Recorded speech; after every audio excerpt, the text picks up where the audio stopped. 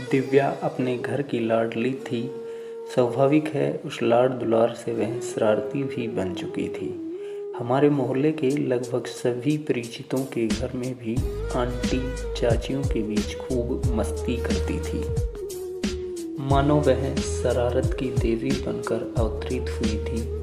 उसकी दिनचर्या मौज मस्ती तक ही सीमित थी।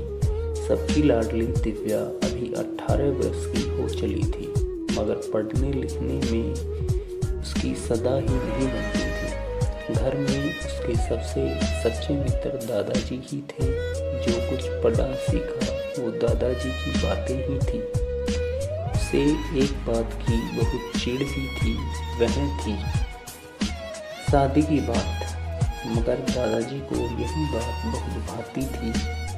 वे अक्सर दिव्या के सामने शादी की बात करते थे, जिससे वह इतनी नाराज हो जाती थी जैसे आज ही उसके फेरे हैं। इस तरह जीवन में सब कुछ सामान्य घटित हो रहा था कि एक सवेरे दादाजी के पुराने दोस्त उनसे मिलने के लिए घर आए। दिव्या भी घर पर ही थी। घर के संस्कारों के मुताबिक उसने पान छुए और पानी लाकर दिया। तभी दादाजी कहते हैं, बेटा इन्हें जानते हो? ये मेरे चूरन वाले साथी हैं। दादाजी की इस बात को सुनकर दिव्या खिलखिलाकर हंसने लगी। उनकी हंसी दादाजी के दोस्त को इतनी भा गई कि वे दिव्या को अपने घर की बहू बनाने का निश्चय कर चुके थे। उन्होंने अपने दोस्त को यह बात कह डाली। दादाजी के लिए यह घर बैठे गंगा आई जैसी बात थी। वो अपनी लाडली के रिश्ते के लिए हमेशा चिंतित रहते थे। उनके दोस्त से बढ़कर अच्छा समधी कोई नहीं हो सकता था। अगली पंचमी तिथि को दिव्या की शादी करने का निश्चय किया। जब यह बात उसके कानों में पड़ी तो वह रोई जा रही थी, मानो उसके प्रिय दादाजी ही उसे घर छुड़वाने पर तुले। इस सब की आस घर वालों को भी थी।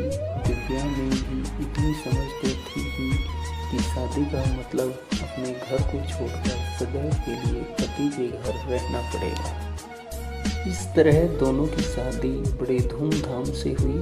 शादी के बाद पति पत्नी पहली बार मिले और अगले दिन दिव्या के पिता बेटी को लेने के लिए आए। इस तरह गृहस्थ जीवन चलता रहा। दिव्या कभी अपने ससुराल तो कभी मायके आती जाती और जिंदगी चल रही थी। दिव्या और उसके पति के बीच अक्सर बच्चों की तरह कहासुनी होती रहती थी।